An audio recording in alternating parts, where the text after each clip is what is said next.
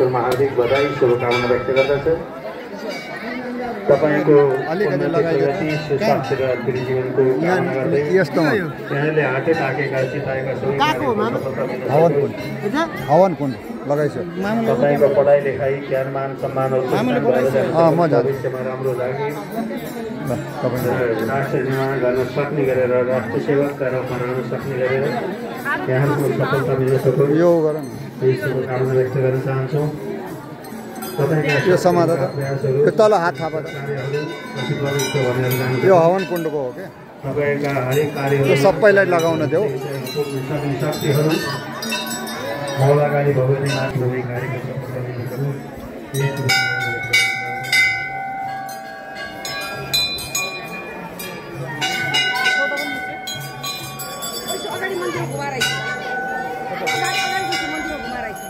यसरी जाउँ यसरी दाहिने गएर गएछ।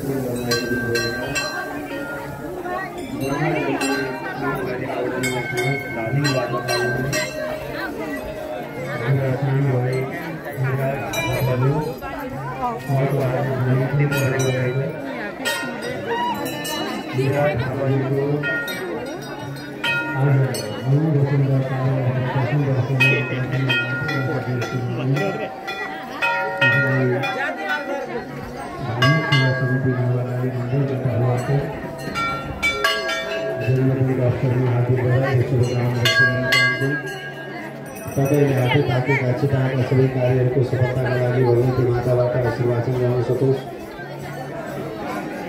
उहाँको पढाइ लेखाइ ज्ञानमान सम्मान उच्च स्थान भएर जान सकोस्। भविष्यमा कृष्ण बुद्धिका साथ पढाइमा उत्कृष्ट स्थान प्राप्त गर्न सक्ने, हरेक समय पढाइ र भौतिकतालाई अग्रणी स्थानमा आफ्नो समय दिन सक्ने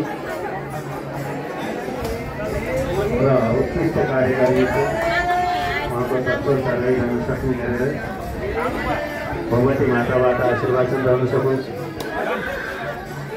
थापा घर परिवारका बाबा आमाहरूको जीवन जसरी दाम्पत्य जीवन सुखदमय रहँदै उहाँका हरेक कार्यहरूमा सफलताका लागि तपाईँहरूबाट न्याउनु गर्नुभएका अतुलनीय रहिरहनेछ, सदैव रहिरहनेछ र थापा घर परिवारबाट स्वर्गवासी सबै पितृहरूबाट पितृ आशीर्वाद जनाउन सकोस्। तपाईँको सत्कर्मका कार्यहरू सत्प्रयासहरू प्रतिफलित बनेर जान सकुन्। चामल नदिनु होला कृपया, अगाडि लेखिएको छ पढिदिनु होला। चामल राख्ने ठाउँमा चामल लेखिदिनु होला, राखिदिनु होला।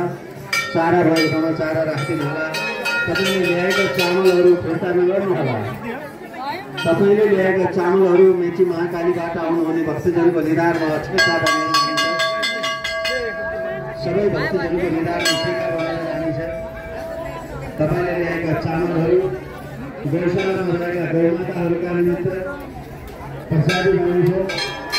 देश विदेशबाट आउनुहुने हाम्रा सन्त महात्माहरू सबैका निमित्त प्रसादी बन्न सक्नुहुन्छ।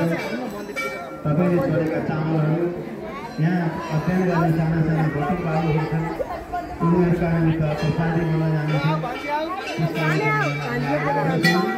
धेरै नफर्किदिनु होला, जे कुछ पनि त्यहाँ राखिदिनु होला, किनभने आज शनिबार धेरैजना व्यक्तित्वहरूको आगमन हुनेछ। हाम्रा धेरै भक्तजनहरूको आगमन हुनेछ। सबैले एक एक मुठी एक एक